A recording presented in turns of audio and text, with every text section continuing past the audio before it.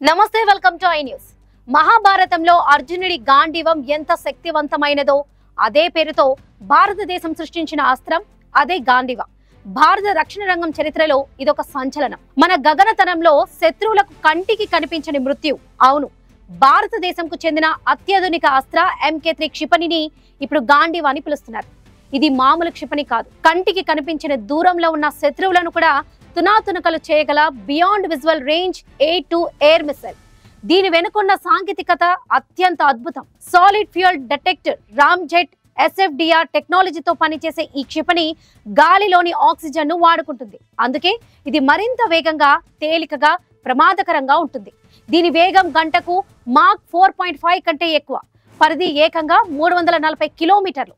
China PL-15 క్షిపణిని, America AM-174 క్షిపణిని కూడా అధిగమించే శక్తి దీనికి ఉంది.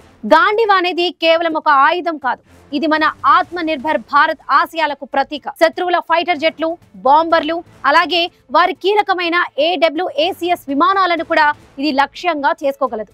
ఈ క్షిపణి ఇప్పుడు పరీక్షల దశలో ఉంది.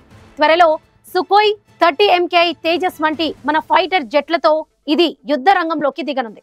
భారత వైమానిక దళానికి ఈ క్షిపణి ఒక కొత్త శక్తిని, ఒక కొత్త భరోసానివ్వనుంది.